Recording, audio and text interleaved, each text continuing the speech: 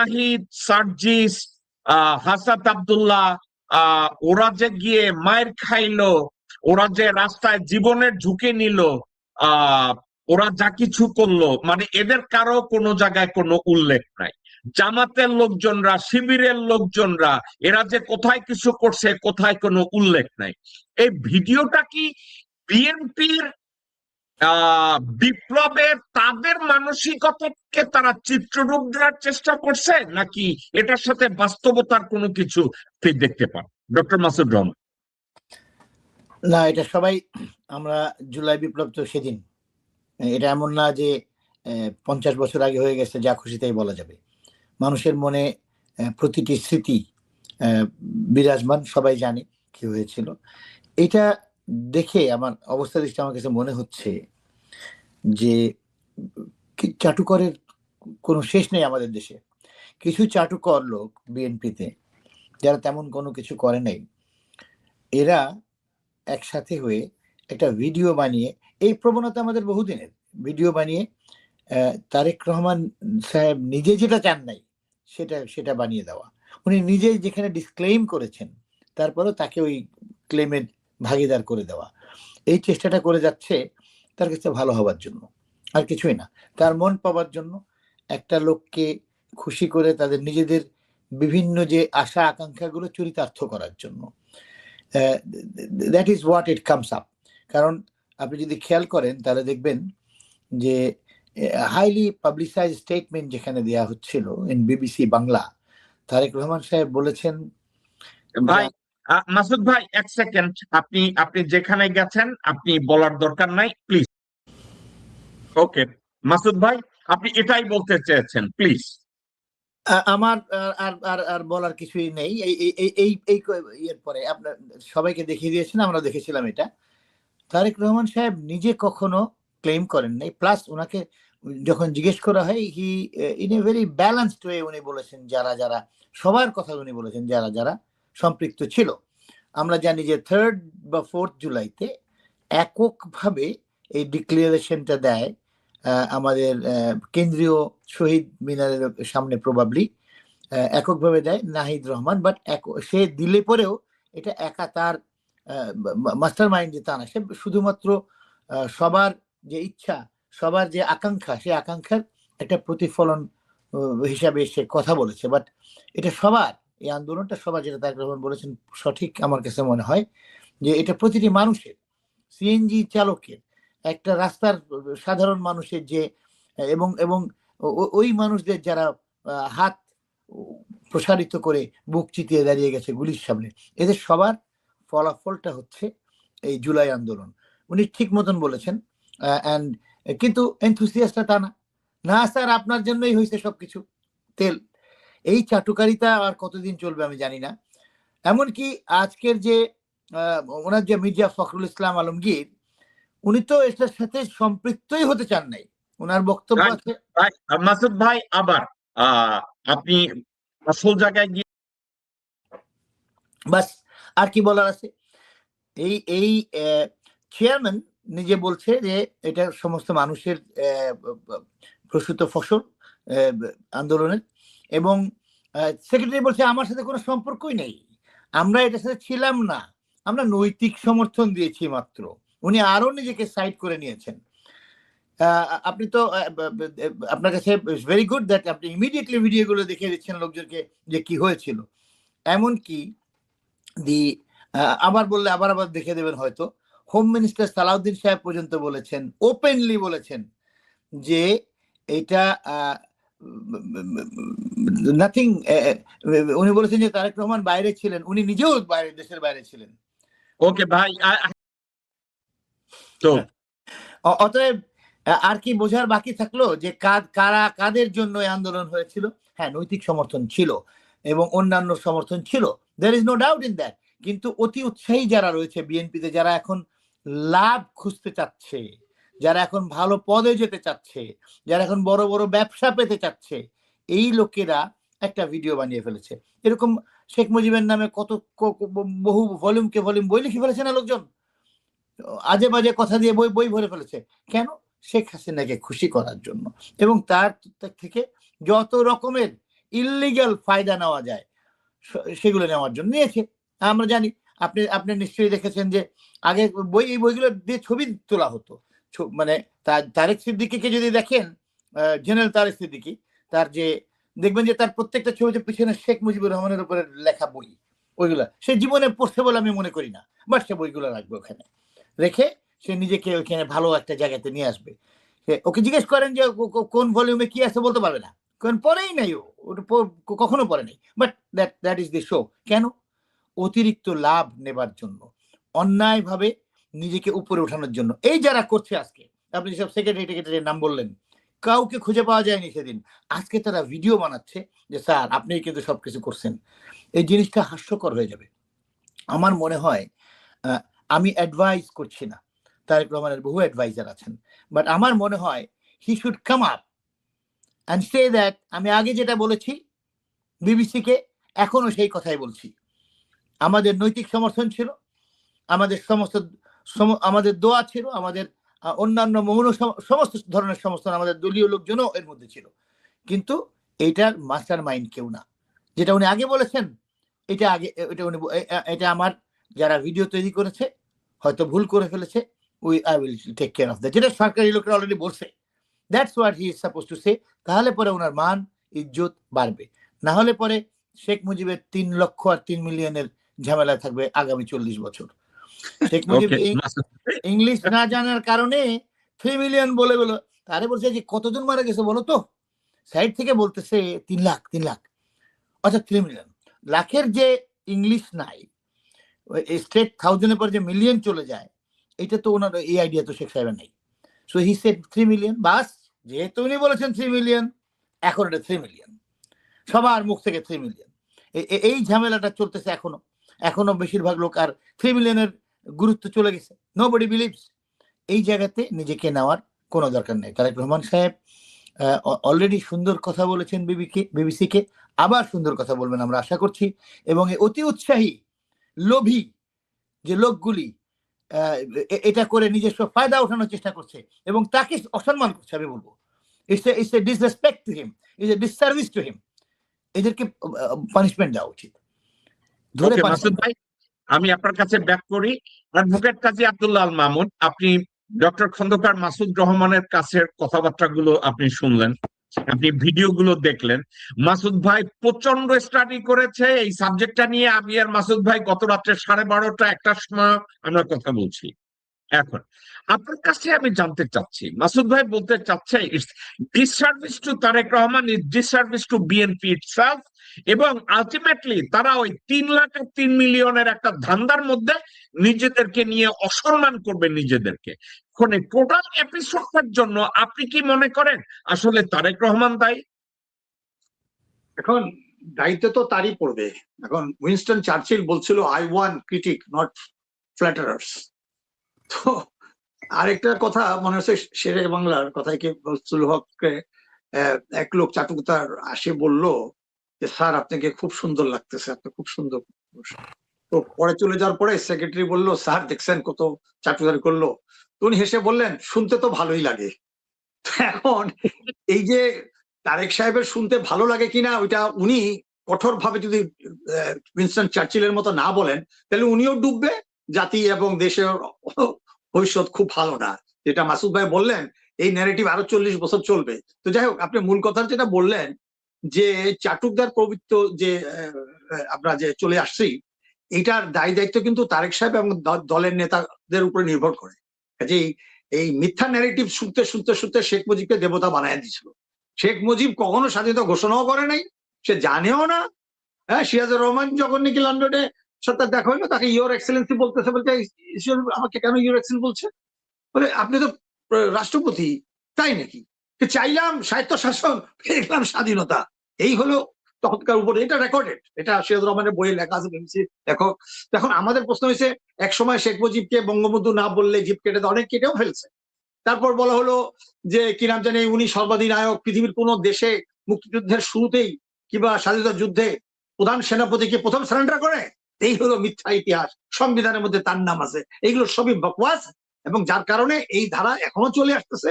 যেহেতু ওই বাকশাল থেকে এই পর্যন্ত কোনো বিচার হয় নাই, হিস্ট্রি তাদের মতো লিখছে, আমাদের হিস্ট্রি আমাদের মতো সত্য লিখতে হবে। কাজে আমি মনে করি যে এই ধারাবাহিকতা কবে শেষ হবে, তবে সেই কারণে কিন্তু দায়ী দায়িত্ব প্রধানত বহন করতে হবে বিএনপির নেতা তারেক জিয়া এবং তাদের অন্যান্য নেতাদেরকে। আমি মনে করি এখানে এই দায়িত্ব উনি এড়াতে পারবেন না। ধন্যবাদ।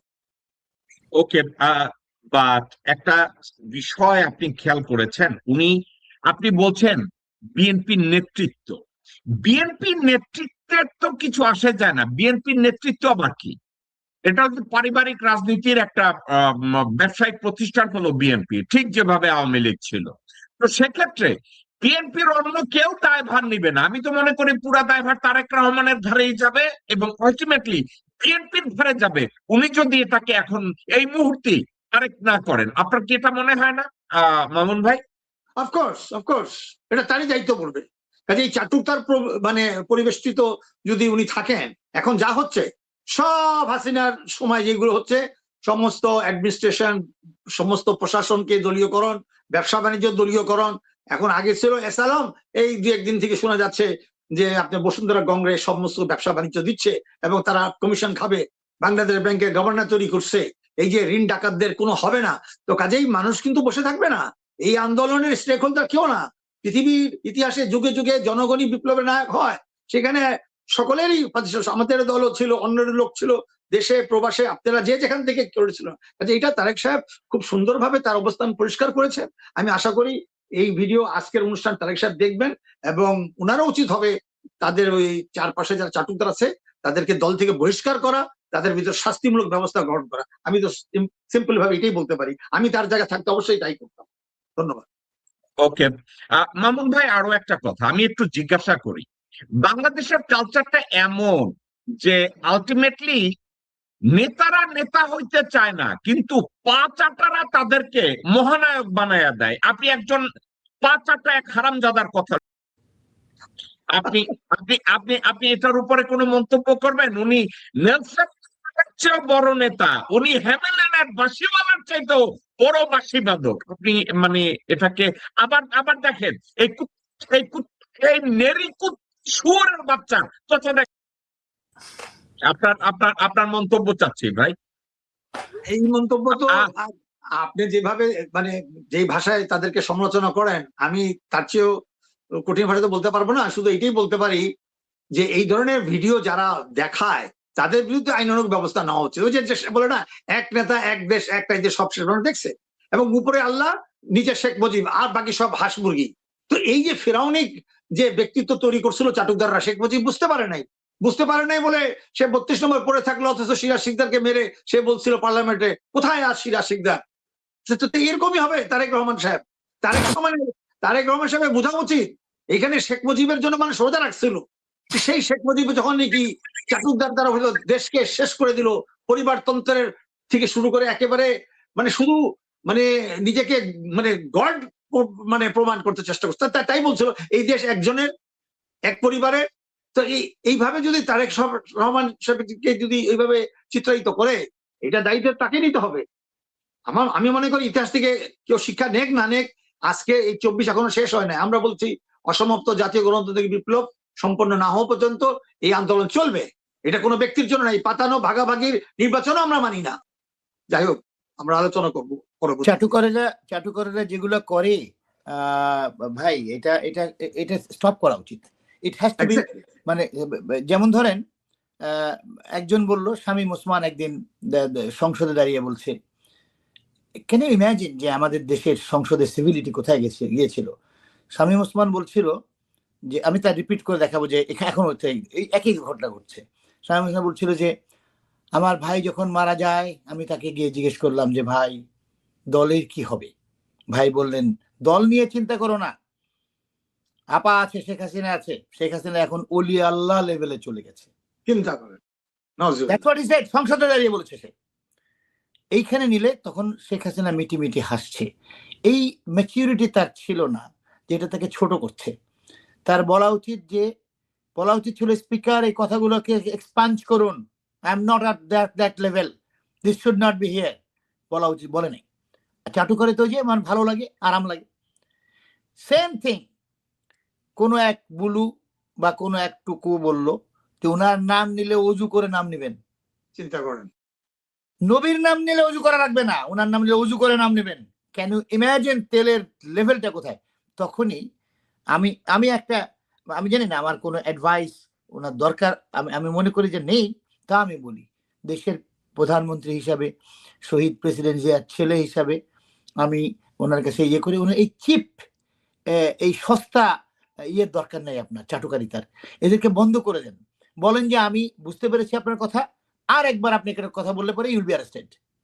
1 second you tell like this, right? আমি আপনার কথা বুঝেছি, কি বুঝেছি ব্র্যাকেটে, সেটা যে আপনি তেল মারতে চাচ্ছেন এবং আপনি কোনো ব্যবসা বাণিজ্য যেটা চান বা একটা লাইসেন্স চান, দেখা যাবে সেটা, হয়তো সেটা করাও যাবে, বাট পাবলিকলি আপনি এরকম যদি আরেকবার বলেন ইউ উইল বি অ্যারেস্টেড। এটা বলা উচিত তারেক রহমান সাহেবের, এটা বলা উচিত আজকের প্রধানমন্ত্রী। আপনি সামনে গিয়ে আপনার এই চাটুকারিতার দরকার নেই, আপনি জনতার ভোটে এসেছেন, এই এই একটা লোকের চাটুকারিতা আপনাকে নষ্ট করে দিচ্ছে আপনার ইজ্জত। আমি বলবো তো it's a disservice to you, it's a disservice to your father's and your party. তো স্টপ দিস ননসেন্স, এই লোকগুলোকে বন্ধ করেন না। আপনার মনে হয় সাধারণ মানুষজন খুশি হয় কথা শুনলে যে আপনার নাম নিতে গেলে অজু করতে হবে? You think so? Okay, doctor Masud, আপনাকে আমি অন্য আর একটা ভিডিওর উপরে কমেন্ট করতে বলবো, আপনি যদি এটা একটু দেখেন। এটার উপরে আমি আপনার মন্তব্য চাচ্ছি ভাই। এই বেশ্যাটা, ওর নাম রবিউল, এ যে কি বলে, ওকে যদি আমি পারতাম আমার 6টা কুকুরের পুরা পেশাব আমি ওর মুখে করাইতাম। মানে এই তার এই যে মন্তব্য, বিএনপি নাকি আন্দোলন করছে, যেখানে বিএনপির প্রত্যেকটা লোক বলছে যে, মহাসচিব বলছে আমরা নাই, সাউয়া বলছে আমরা নাই, তারেক রহমান বলছে নৈতিক সমর্থন, আর এই কুত্তার বাচ্চা বলে এই সবকিছু। মানে এটাকে কোন পর্যায়ে নেওয়া যায়? এবং আরো একটা কথা আপনাকে আমি বলতে চাচ্ছি, মাসুদ ভাই, গত কালকের বা গত পরশুদিন বাংলাদেশ কনসুলেটে তারা এই জুলাই বিপ্লবের এই ভুয়া ভিডিওটা তারা দেখাইতেছিল। যখন এই ভুয়া ভিডিওটা দেখাইতেছিল, তখন এক ভদ্রলোক উঠে বলছে যে আপনারা এগুলো কি দেখাইতেছেন। আমি ওই ভিডিওটা দেখাই, আমি এটার উপরে মন্তব্য চাচ্ছি। মাসুদ ভাই, না, এই চেঞ্জ হলো না, আমাদের কোনো পরিবর্তন, গুণগত কোনো পরিবর্তন হলো না। এই কিছু লোক এইগুলো করে এবং তারা নিজেদের দায়িত্বেই করে, এবং তারা করে এই জন্য যে তারা যেন কোনো উঁচু জায়গায় যেতে পারে, নিজের যাওয়ার ক্ষমতা নেই। তাই এরা সব প্যারাসাইট, পরজীবী, নিজেরা দাঁড়ানোর মতো নিজের পায়ের জোরও নেই। এরা এই দলের ইয়েতে, দলের লাইসেন্স, দলের দলের ইয়েতে বদান্যতায় জীবনযাপনের চেষ্টা করে, নিজেদের জীবনযাপন করার ক্ষমতাও নেই। নিজেদের জীবনযাপন করলে ক্লার্কের থেকে নিচু লেভেলে থাকতো এই এক একজন। আমি ক্লার্ককে ছোট বলছি না, আমি বলছি যে খুব বেশি বেতনের চাকরি না আর কি, তার থেকে নিচু লেভেলে থাকতো এরা। I have all respect to clerks, যারা দেশটাকে চালায়, আমি তাদের কথা ভেবে বলি নাই। আমি বলছি যে তাদেরকে তো কম বেতন দেওয়া হয়, খুব বেশি বেতন দেওয়া হয় না, তার থেকেও ওই লেভেলেরও না এরা। আমি যদি মাসুদ ভাই বলি, এরা পিওনের চাকরি পাওয়ারও যোগ্য না। That's right. এই যে লোক, আমাকে একটু বলেন, যে ভদ্রলোক দাঁড়ায় বলছে মির্জা ফখরুল বলছে এর সাথে আমাদের সম্পর্ক নাই, আপনি এই মাথায় টুপি দিয়ে ভদ্রলোককে আপনি মনে করেন কোনো ভুল কথা বলছে কনসুলেটে বসে? No, not at all. ওরা তো এটা করেছেই এবং বিভিন্ন জায়গায় কনসুলেটে পাঠিয়ে দিয়েছে, এটা শো করা শুরু করো, যদি না করো ইউল বি ট্রান্সফার্ড। এটা হয়তো তারেক রহমান জানেও না, হি ডাজন্ট নো, তার নিচের অতিরিক্ত এনথুসিয়াস্ট এগুলোকে এটা করছে। আপনার কি মনে হয় এটা পররাষ্ট্র প্রতিমন্ত্রী সামাজিক পতিতা সামা ওবায়েদের কর্ম এটা? মেবি, আই ডোন্ট নো, জানি না, বাট এটা বন্ধ হওয়া উচিত। ওকে, মামুন ভাই, ডক্টর খন্দকার মাসুদ রহমান বলছে যে বাংলাদেশ কনসুলেটে যারা এই কাজটা করেছে এরা প্যারাসাইট, এরা সংক্রামক ব্যাধি, এরা পিওনের চাকরি পাওয়ার যোগ্যতা রাখে না, এরা নিজেরা এক একটা জাস্ট 2 পয়সার সামাজিক পতিতা। প্রিয়দেরকে কি বলবেন? এখন এই কনসুলেটের যে দায়িত্বে আছেন, যেটা মোজাম্মেল পিটার, আওয়ামী লীগের কাটা খানকি, একেবারে স্ট্রেট খানকি। এই খানকি এখানকার যে কনসুলেটে যে লোকটা আছে, এই কনসুলেটে থাকা এই মোজাম্মেল পিটার আমার সামনে, ডক্টর শওকত আলীর সামনে এই মোজাম্মেল পিটার বলে, আচ্ছা জেকব ভাই বলেন, ইন্ডিয়ার সাথে পাঙ্গা লইয়া কি বাংলাদেশ থাকবে, বিলীন হয়ে যাবে না? ওর মধ্যে বলার একটা তাই কে আমার একটু বলেন তো। এই মোজাম্মেল পিটারের উপস্থিতিতে এই লোকটাকে বেইজ্জতি করা হয়েছে। এই ছেলে এটা থামাতে পারে নাই। না, তাই তো বললাম থামাবে না, এটা থামাবে না। কাজে যে অর্থে আমরা কিছুক্ষণ আগে যে আলোচনা করলাম, এই দায়িত্ব তারেক রহমান সাহেবের, ঠিক একই দায়িত্ব এই কাউন্সিলরের দায়িত্ব, এবং এই কাউন্সিলরের বিরুদ্ধে ব্যবস্থা নেওয়া উচিত। কাজে কাউন্সিলরের দায়িত্ব এটা না যে কাউন্সিলরের বিরুদ্ধে ব্যবস্থা কি নেবেন মামুন ভাই? এই কনসাল এই মোজাম্মেল পিটার, এই শুয়োরের বাচ্চা ডক্টর মোহাম্মদ ইউনূস থাকাকালীন ওইটা এনসিপির এক নেতা ছিল মাহফুজ আলম নিউ ইয়র্কে আসলো। আওয়ামী লীগের লোকজনরা কনসুলেটে গিয়ে হামলা করলো, দরজা ভাঙ্গা ফেলাইলো, উপরে গেল।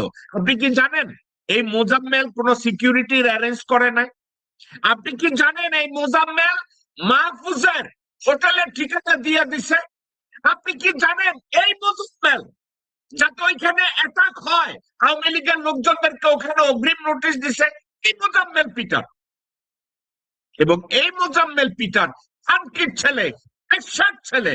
গতকালকের পরশুদিন যেদিন এই অনুষ্ঠান হয়েছে, মনে হয়েছে এটা বিএনপির অস্থায়ী কার্যালয়। এই চাটা খানকির ছেলে বাংলাদেশ কনসুলেটকে বানাইছে বিএনপির অস্থায়ী কার্যালয়। মনে হয়েছে ওটা বিএনপির কর্মী সভা। দেখো ভাই, এই সিনারিও প্যারিসেও, এই সিনারিও প্রবাসের সমস্ত, যখন যে সরকার ক্ষমতায় থাকে এই এমবেসি গুলো চাটুকারি করে, আর এমবেসির প্রায় 90% হলো রড দ্বারা নিয়ন্ত্রিত। ওই সেটা চেঞ্জ করতে পারে নাই, এটা আমার অভিজ্ঞতা থেকে আমি বলছি, বুঝতে পারছেন তো। কাজে একবার এখানে অ্যাম্বাসেডর ছিল শহীদ সাহেব, তো প্রথম দিকে তো আমার খুব সম্মান টম্মান করতো। একবার ওই যে 16 ডিসেম্বর উপলক্ষে আমরা গেলাম, তো ওখানে এক কাউন্সিলর সেও কবিতা পড়তেছে। আমি এই বিজয় চাই না 16 ডিসেম্বরকে আমার স্বরচিত কবিতাটা আজ থেকে বহু বছর আগে পড়ছিলাম, সাদা জাহাঙ্গীর ছিল তখন কিন্তু আওয়ামী লীগ নেতারা বুঝতে কেউ আপত্তি করে নাই। সে চাটুকদার কি করলো, আমাকে বললো মামুন সাহেব অন্য করে নাই। আমি এটা তো এর আগে অনেক পঠিত হয়েছে, এগুলো কোনো স্পেসিফিক নাম নাই 16 ডিসেম্বর সম্পর্কে। তারপর আমি চলে আসি, এরপর আমি আর যেতাম না। তো এখন প্রশ্ন হচ্ছে যে এখনো প্যারিসে ঠিক একই রকম সিনারিও দেখতেছি, যে এক গ্রুপ চাচ্ছে বিএনপি এটাকে তা কন্ট্রোল করার জন্য, আরেক গ্রুপ জামাত এনসিপি কন্ট্রোল করতেছে, আর এরা মজা দেখতেছে। সাধারণ জনগণ এখন আর এমবেসি যায় না। যখন যেরকম ক্ষমতায় থাকে এই কমিউনিটিকে ডিভাইড করে, এইগুলো সেই সরকারি দলের একটা মানে অফিস হিসাবে ব্যবহৃত হয়। সেই সিনারিও ফ্রান্সে আছে, সেই সিনারিও আপনার নিউ ইয়র্কে বলছেন, লন্ডনে আছে।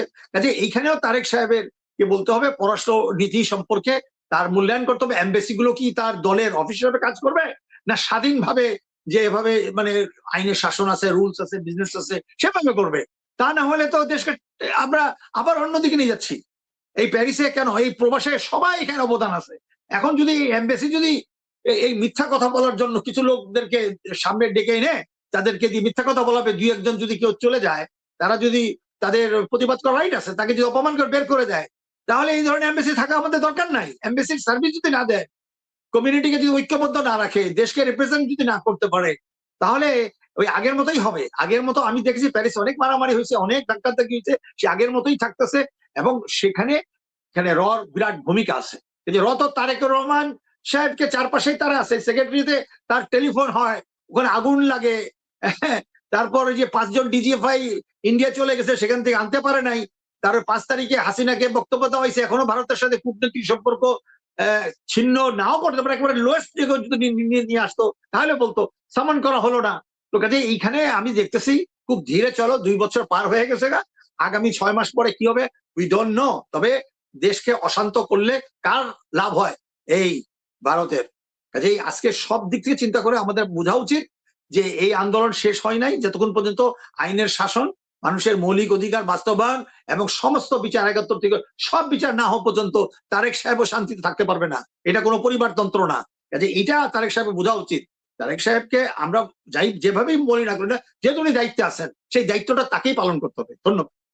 ওকে, ডক্টর মাসুদ রহমান, আপনাকে আমি এর পরে আহ একটা সাবজেক্ট আমি জিজ্ঞাসা করতেছি। বিএনপির এই ভিডিও বানানোর দায়িত্ব, যদিও মামুন ভাই বারবার বলে তারেক রহমানের দায় নিতে হবে, বিএনপির দায় নিতে হবে, আলটিমেটলি এটাকে যদি তারা কারেক্ট না করে, আমি দেখি বিএনপি ক্ষতিগ্রস্ত হবে এবং তারেক রহমানের রেপুটেশনটা জাহান্নামে যাবে। আমি মনে করি না বিএনপির সিনিয়র অন্য কারো নেতা, স্ট্যান্ডিং কমিটি বা কারো কিছু আসবে যাবে না, আলটিমেট দায় তারেক রহমানের। তো তারেক রহমানের যদি পারিবারিক রাজনৈতিক দল বিএনপি হয় এবং বিএনপি যদি সরকার চালায়, বাংলাদেশের রাজনৈতিক প্রেক্ষাপটে তারেক রহমানের জন্য এটা কতটা ডেঞ্জারাস যে সে ফ্যাসিস্ট হইতে চায় না, সে অটোক্রেটিক রুলার হইতে চায় না, কিন্তু তার দলের লোকজনরা বলে স্যার আপনারে আমরা ডিক্টেটর বানাবো, আপনার ডিক্টেটর হইতেই হইব। তারেক রহমান কেন আমার ডিক্টেটর হওয়ার দরকার নাই, আমার মহামান্য হওয়ার দরকার নাই, কিন্তু তারা বলে না স্যার মহামান্য হইতেই হইব, মাননীয় হইতেই হইব। আসলে তারেক রহমান এটা থেকে নিজেকে কিভাবে মুক্ত করবেন? এটা উনি জানেন, তবে ওনার কতগুলা স্ট্রেংথ আছে যেগুলো দিয়ে উনি কাজ করতে পারেন। নাম্বার 1 স্ট্রেংথ হচ্ছে এখন উনি বাংলাদেশের ইলেক্টেড প্রাইম মিনিস্টার, একটা বিরাট বড় শক্তি, জনগণ পিছনে আছে। নাম্বার 2 স্ট্রেংথ হচ্ছে সান অফ শহীদ জিয়াউর রহমান এবং বেগম খালেদা জিয়া, দুজন অত্যন্ত উঁচু দরের মানুষের সন্তান উনি। তো ওনার এই সস্তা চাটুকারিতায় কোনোভাবেই গা ভাসিয়ে দেওয়া ঠিক না। ওনার স্ট্রেট বলা উচিত যে আমি জনগণ আমাকে যেভাবে দেখে আমি সেটাকে ইমপ্রুভ করার চেষ্টা করছি, তোমরা এমন কিছু করো না যাতে করে আমার এই ইমেজটা নষ্ট হয়ে যায়। ওই ইমেজটা নষ্ট করার জন্য এরা এটা করছে। আমার কাছে স্ট্রেট তাই মনে হয়। এবং ওনার উচিত বলা যে ইউ হ্যাভ সেড এনাফ। আর একবার যদি আমি দেখি যে এরকম চাটুকারিতা, তো যে জন্য করছেন তার কোনোটাই পাবেন না।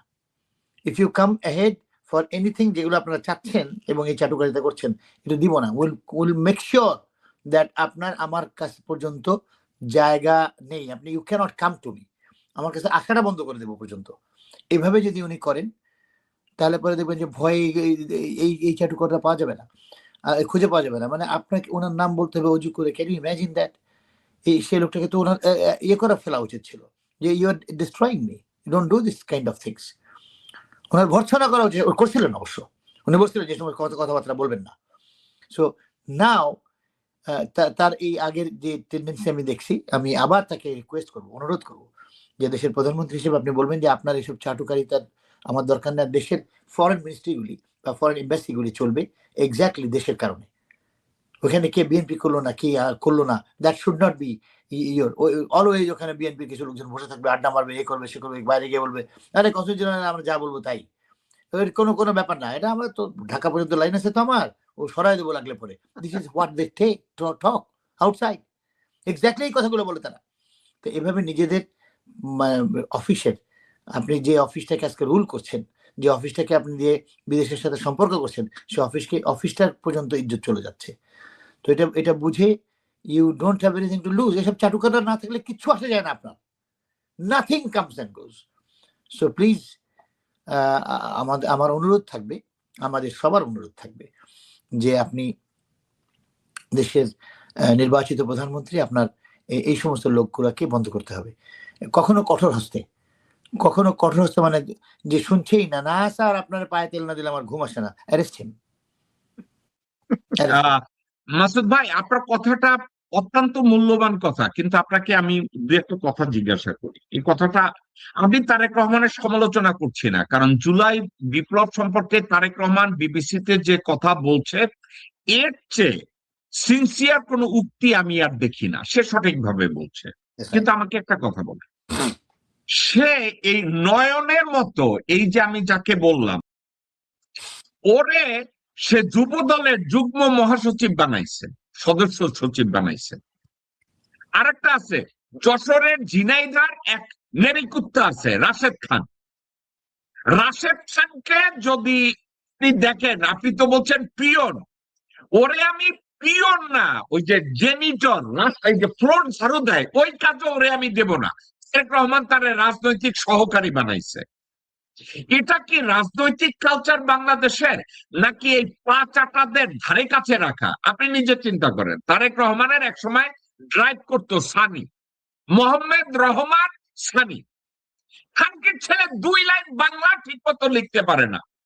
আপনি গত সপ্তাহের কথা শুনেন, গত ফেব্রুয়ারির 17 তারিখ থেকে আজ অবধি লন্ডনে অকশনে 12টা বাড়ি কিনছে। লন্ডনে 5 টাকা দিয়া অকশন থেকে 5 টাকায় 12টা বাড়ি কিনছে মোহাম্মদ রহমান সানি, ব্রাহ্মণবাড়িয়ার খানকির ছেলে। এখন আপনি আমারে বলেন, তাহলে তারেক রহমান এদেরকে চারপাশে যদি রাখে, উনি কি ওই ফজলুল হক, শেরে বাংলায় কে ফজলুল হকের মতো বলছে পার্টিটা তো মজাই লাগে? আসলে কি বিষয়টা কি মজা লাগার মতো, মাসুদ ভাই? না, এত এত নিচু জায়গাতে ওনার স্যাটিসফাইড হওয়া উচিত না, কথাও না, উচিতও না। He should take care. আমার মনে হয় যে এইগুলো ব্যাপারে আমি এই যে বললাম যে কঠোর কঠোর হস্তে দমন করা দরকার। 12টা বাড়ি কিনে পয়সা কোথায় পায় ভাই? সারা জীবন আর্ন করলে তো এই পয়সা, আমি তো আমি ডক্টর ইন আমেরিকা। 12টা বাড়ি লন্ডনে কিনতে গেলে কি পরিমাণ পয়সা লাগে একটা ধারণা আছে তোমার? এটা তো হোল লাইফ লাগে একটা মানুষের আর্ন করতে। How could he earn this মানি? তো এই ধরনের ভাই, আমি গতকালকের আমি যখন মেসেজটা পাইছি, আমি বলছি আমাকে ডকুমেন্ট গুলা পাঠান, আমি হয়তো আগামী বুধবার দিন আপনাদের সাথে আমি এই ডকুমেন্ট গুলো শেয়ার করব। সে 12টা বাড়ি কিনছে ফেব্রুয়ারি মাসের 17 তারিখ থেকে আজ অবধি আগস্টের 9 তারিখ। 12টা বাড়ি কিনছে 1 টাকা দিয়া লন্ডনে অকশন থেকে। তাহলে আর আওয়ামী লীগের সাথে আমাদের কি পার্থক্য দেখলাম? আওয়ামী লীগের যে সমস্ত কারণে মানুষ রেগে যাচ্ছিল এবং মানুষ বলছিল যে এই সমস্ত অন্যায়, তাহলে আর কি পার্থক্য দেখলাম? এগুলো যখনই শুড বি ইনভেস্টিগেটেড, একদম টপ থেকে আসতে হবে। বিএনপিতে একটা শুদ্ধি অভিযান করতে হবে যে যদি ভালোভাবে দেশটা চালাতে হয়, এই যারা চাটুকর বা এদের থেকে গেট রিড অফ দেম, এদেরকে বের করে দেন, দেখবেন সাবধান হয়ে যাবে সবাই। তখন রিয়েল পলিটিক্সে আসবে আর কি মানুষ। এখন এটা না, এখন চাটুকারের পলিটিক্স চলছে। যারা ত্যাগী তাদের দেখবেন কোনো পাত্তা নাই। হঠাৎ করে এসে আমি সেক্রেটারি বা আমি অমুক বা আমি তমুক, আমি এটা বানাই ফেলতেছি। হ্যাঁ, এটা এত সুন্দর বানাবো, দেখবেন কি অবস্থা, আপনার তুঙ্গে চলে যাবে আপনার ওর নাম কি বলে, জনপ্রিয়তা। নো, ওটা নষ্ট করে দিচ্ছে। এরা আর কারো ইন্ধনে এগুলো করছে কিনা আমি জানি না। এই যে কাজী আব্দুল্লাহ ভাই যে বললেন একটু আগে যে র এর কন্ট্রোলে, এগুলোকেও র কন্ট্রোল করে কিনা, আমি রিয়েলি উই শুড সি যে র এগুলো করাচ্ছে কিনা তাকে ধস নামানোর জন্য, তার তার জনপ্রিয়তাকে নষ্ট করে দেওয়ার জন্য। ইজ ইট এ র অ্যাকশন? আমার মনে হয় সিরিয়াসলি দেখা উচিত এটা। এভাবেই নষ্ট করে মানুষ। যেমন আমেরিকা পয়সা দেয় অন্যান্য কান্ট্রিকে তাকে গালাগালি করার জন্য, যে এই পয়সা দিলাম, এই আমার এত গালাগালি করবা। গালাগালি করলে ইউ বিকাম পপুলার হলে you are my man to work. তো this is an American policy, বিভিন্ন সময় করে এটা, পে করে একটা ইয়েকে যে আমারে গালাগালি করো, এই পয়সা নাও। তো ওই একইভাবে তারেক রহমানকে উঠায় র, এমন ভাবে উঠাবে যে যেন তাকে ফেলে দেওয়া সহজ হয়, তার নরবরে করে ফেলে। তার তার তার যে যত উঁচুতে উঠাচ্ছে নিচের বেসটা অত্যন্ত নরবরে। এটা র করছে কিনা আমি জানি না, but you should be careful যে এই ধরনের লোকেরা যেন না সামনে আসতে পারে। He is running the country, let him run the country in his own way and with learned people যারা আছে। আনলার্নেড আনএডুকেটেড লোকজন সব আশপাশে চলে আসে। ওই যে আপনি বলেন বাংলা বলতে পারে না 2 লাইন, তারা এখন মানে বিশাল ব্যাপার স্যাপার। তাহলে কয়দিন পর আমরা দেখবো যে আমার পিয়ন 400 কোটি টাকার মালিক, আমার পিয়ন হেলিকপ্টার ছাড়া চলে না, এই শুনতে হবে। This is what will have to here. এটা আমরা মাসুদ ভাই, এই যে বাংলাদেশের কনসুলেট নিউ ইয়র্কে যে অপ্রীতিকর ঘটনা ঘটছে, ভদ্রলোককে বের করে দিছে, এখানকার কনসাল জেনারেল কি তার দায়ভার এড়াতে পারে? No, he should have had proper, এটা একটা প্রপার ইয়ে করা উচিত ছিল যে না, ইউ ক্যানট ফাইল। উনি একটা বলছে, আপনারা আপনাদেরটা বলেন, ওনাকে আমরা পরবর্তীতে লাগলে দাওয়াত করবো না। But you don't behave like this in a consulate. একটা কনসুলেট দেশের জাস্ট বাংলাদেশকে রিপ্রেজেন্ট করে, ওইখানে এই সমস্ত জিনিস করতে দেওয়া ঠিক হয়নি আর কি। It's not good. আমি যদি এটাকে বলি যে বাংলাদেশ কনসুলেটটাকে তারা কি করে জানেন, আওয়ামী লীগ যখন ক্ষমতায় ছিল ওটাকে তারা আওয়ামী লীগের দুর্গ বানাইছে, সাময়িক দুর্গ বানাইছে।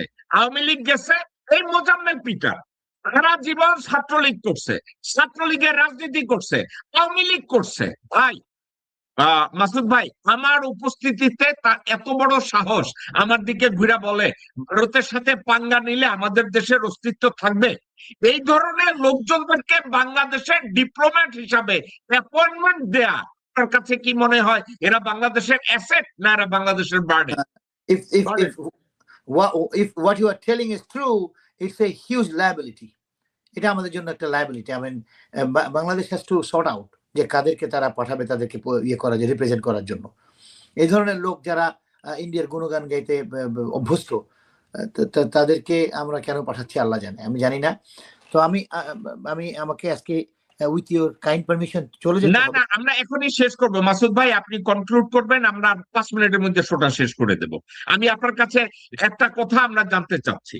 আমি যে কথাটা আপনি বলছেন যে মোজাম্মেল পিটার এই কথাটা যদি বলে থাকে তাহলে এদেরকে আগে এখান থেকে সরানো উচিত ছিল। আপনি মোজাম্মেল পিটারের সাথে আপনার দেখা হবে, আপনার সাথে ডক্টর শওকত আলীরও দেখা হবে।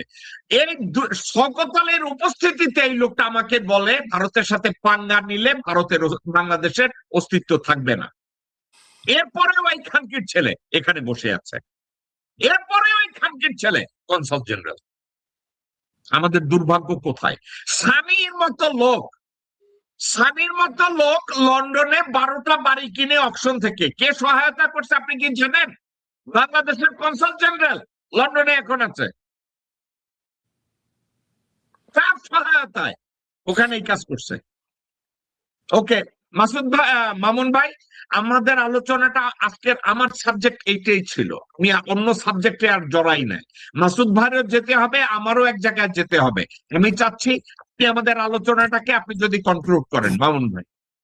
ধন্যবাদ জাকির ভাই, এটা তো আসলে সত্য কথা। কিন্তু এই ধারণাটা পাকিস্তানেরও আছে, তাহলে কি সেটা প্রজ্ঞার পরিচয় হয় ত্রিবেদী সাহেব? আপনারা এটাকে হয়তো গুরুত্ব দেন না, আপনারা ভাবেন যে পূর্ব পাকিস্তান যদি হয়ে যায় বাংলাদেশ বা পাকিস্তান হয়ে যায়, আমরা তাদেরকে পাকিস্তানের মতো যুদ্ধ করব, আবার হয়তো হামলা করব, বোমা মারব, বা আপনারা বাংলাদেশের একটা অংশ নিবেন, এই ধরনের নানান কথা বাজারে প্রচলিত আছে। কিন্তু কোনোটা কি আপনাদেরকে দীর্ঘস্থায়ী শান্তি দিবে ত্রিবেদী সাহেব? পাকিস্তান কি পাকিস্তানে আপনারা যেভাবে যুদ্ধ করছেন পাকিস্তানের সাথে, তাতে কি ভারত রাষ্ট্রের দীর্ঘমেয়াদী স্বার্থ রক্ষা পাচ্ছে, দৈনন্দিন স্বার্থ রক্ষা পাচ্ছে? যদি রক্ষা না পায় তাহলে আমি আপনাকে অনুরোধ করব এবং আপনার ফরেন মিনিস্ট্রিকে অনুরোধ করব, বিশেষ করে আপনার ইন্ডিয়ান, আপনারা যেটাকে বিদেশ মন্ত্রক বলেন, তাকে অনুরোধ করব যে আপনাদের অন্তত বাইরের আপনারা কি বলবেন না বলবেন বাংলাদেশ সম্পর্কে, তারেক রহমানের সম্পর্কে, সরকার সম্পর্কে, সেগুলো আপনাদের সেসব সুরে মানুষ যেন মিথ্যা সিগন্যাল না পায়, সেই ব্যাপারটা একটু খেয়াল রাখার জন্য আপনাকে আমি অনুরোধ করব। দেখুন, 2024-এর জঙ্গি উত্থানের পর কিন্তু ভারতের কালচারাল সেন্টারটাকেও পুড়িয়ে দেওয়া হয়েছে। এইটা কিন্তু যে কোনো অন্য অনেক রাষ্ট্র আছে যে তাদের এরকম একটা প্রতিষ্ঠান যেটা দূতাবাসের অংশ, সেটা পুড়িয়ে দিলে কিন্তু তারা তাদের সার্বভৌমত্বে আঘাত হয়েছে বলে কিন্তু তারা পাল্টা কোনো ব্যবস্থা নিত। আমরা কিন্তু ইসরায়েল, ইরান এগুলোর মধ্যে দেখি যে কিভাবে এক একজন হামলা করে। আপনারা সেটা করবেন না, সেটা অবশ্যই ঠিক আছে, সেটা না করেন, এটা আমি সমর্থন করি না। কিন্তু আপনাদের কর্মকাণ্ড যদি বাংলাদেশের স্বাধীনতা বিরোধী মৌলবাদীদের উৎসাহিত করে, সেটা কি আমরা সমর্থন করতে পারি ত্রিবেদী সাহেব? কিভাবে আমরা সেটা পারি? আপনি এখন যেভাবে আপনি হাই কমিশনার হিসাবে আছেন, হ্যাঁ, যদিও তারেক রহমানের সরকার একটা অত্যন্ত কড়া পাবলিক স্টেটমেন্ট দিয়েছে প্রধানমন্ত্রী শেখ হাসিনার দিল্লিতে প্রেস কনফারেন্সে প্রতিবাদ করে, যেটার আপনারা তেমন কোনো প্রতিক্রিয়া দেখাননি। আপনাদের পররাষ্ট্র মন্ত্রণালয় থেকে এক ধরনের প্রতিক্রিয়া দেখেছে, যেটার আমি সমালোচনা করেছি, আমার অন্য একটা ভিডিওতে আছে, আশা করি আপনি শুনবেন। কিন্তু আমরা হয়তো ধরে নিতে পারি যে যে প্রতিক্রিয়া দেখিয়েছে এটাকে আপনারা ইগনোর করছেন। ইগনোর করাই স্বাভাবিক। অর্থাৎ আমরা তো আল্ট্রাসাউন্ড বলে একটা জিনিস জানি, সাধারণ শব্দ মানুষের কানে প্রবেশ করে, হ্যাঁ, আল্ট্রাসাউন্ড কিন্তু প্রবেশ করে না। আল্ট্রাসাউন্ড এত বেশি কম্পন হয় যে সেটা মানুষ কানে শুনে না। এই প্রতিবাদটাও এমন কঠোর ছিল বা এমন কি বলবো, এটাকে শিশু সুলভ ছিল যে আপনারা সেটাকে সেইভাবে ট্রিট করছেন। কিন্তু সেটা কিন্তু বাংলাদেশের মৌলবাদী শক্তিকে, এমনকি পাকিস্তানবাসীদেরকেও ওই জিনিসটাই জানিয়ে দিচ্ছে যে আপনারা হিন্দু, আপনারা কিন্তু যুদ্ধ করতে সাহস পান না মুসলমানদের সাথে। অর্থাৎ মুসলমানরা কঠোর কথা বললেই আপনারা থেমে যান, আপনারা ভয় পেয়ে যান, আপনারা কাঁপেন। কিন্তু আসলে তো সেটাও আমরা কিন্তু দেখি না। আপনাদেরকে তো আবার পাকিস্তানে মাঝে মধ্যে হামলা করতে দেখি, আপনাদেরকে কারগিলে আমরা যুদ্ধ করতে দেখি।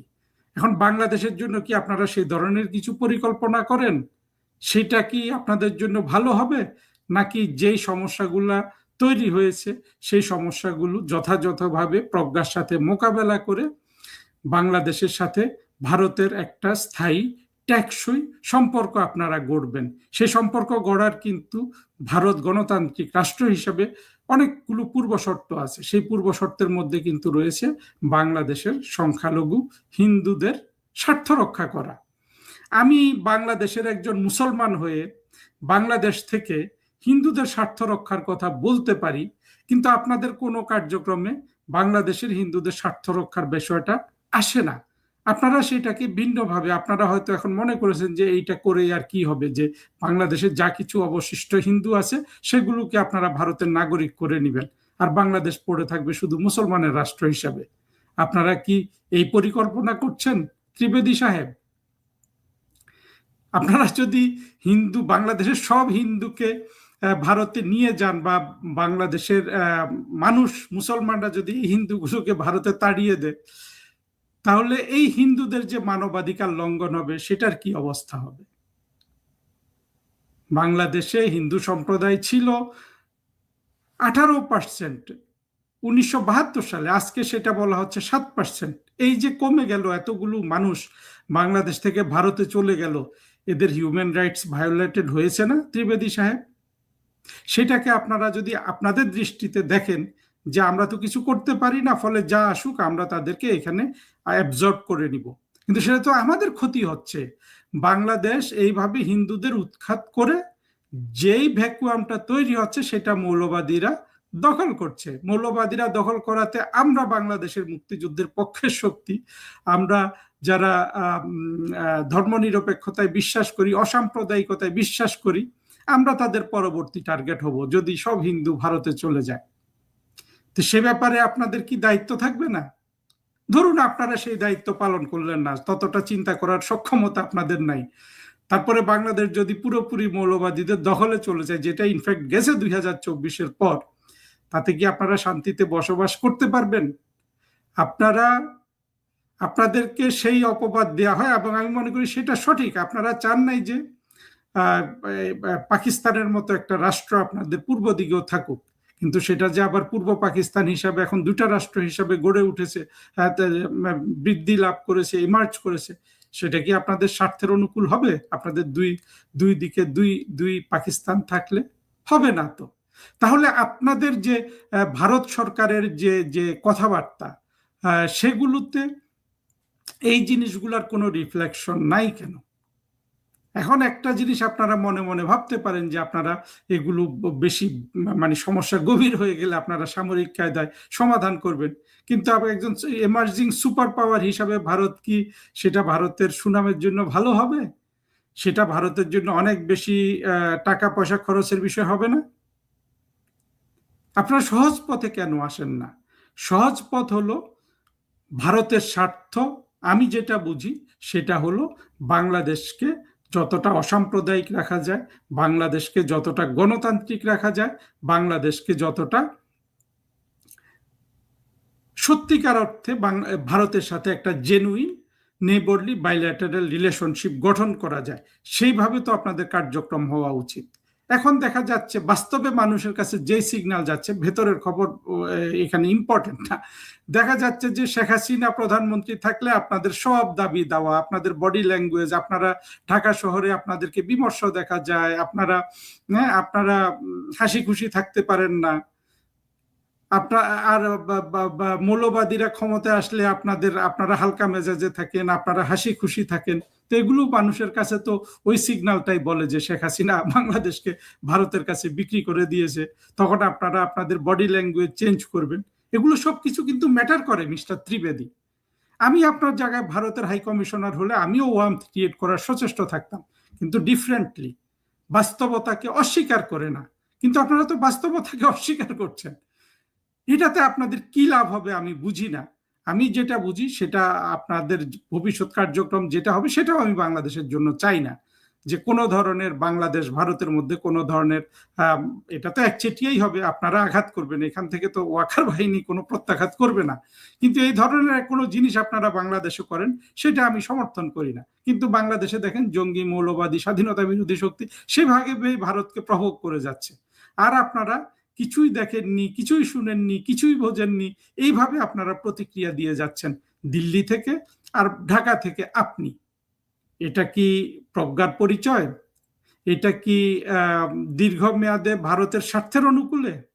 আমি জানি না ত্রিবেদী সাহেব, আমি জানি আমার এই কথা শুনলে আপনারা অনেকে রাগ করবেন, আর বাংলাদেশের জঙ্গি মৌলবাদীরা এটাকে আরো ভালো করে লুপে নিবে যে বাহ বাহ বাহ, হ্যাঁ, এ তো হিন্দুদের চেয়েও বড় হিন্দু একজন আবির্ভূত হয়েছে। কিন্তু না, আমি একজন মানবতাবাদী মানুষ হিসাবে আপনাদের বলছি ত্রিবেদী সাহেব, আপনারা আপনাদের ভাষা, আপনাদের কূটনীতি, আপনাদের ভবিষ্যৎ চিন্তা সবগুলো কিন্তু আমার মনে হয় রিঅ্যাডজাস্ট করার সুযোগ আছে, এবং সেটা ভারতের স্বার্থে। ভারতের স্বার্থ যদি হয় যে বাংলাদেশে মৌলবাদীরা দখল করে নিবে, সেইটা যদি আপনারা মনে করেন যে ওটাই আপনাদের স্বার্থ, সেই স্বার্থ আমি নিজে ইন্টারপ্রিট করতে পারি না, আমি সেটা বুঝিও না, সেটা নিয়ে আমার কোনো বাক্যও নাই। কিন্তু দেখুন, আপনি এখনো বাংলাদেশে আসার পর খুব বড় কোনো সমস্যায় পড়েননি, কিন্তু অনেকে পড়েছিল। একই রকম এই 2001 থেকে 6 পর্যন্ত যখন তারেক রহমানের সরকার ছিল, তখন এই দেশ দিয়ে উলফার কাছে অস্ত্র যেত। আপনি শুনেছেন নিশ্চয়ই 10 ট্রাক অস্ত্র মামলা কি অবস্থা হয়েছিল তখন। আপনাদের হাই কমিশনার ছিলেন বিনা সিকরি, যার সাথে আমি কিছুদিন আগে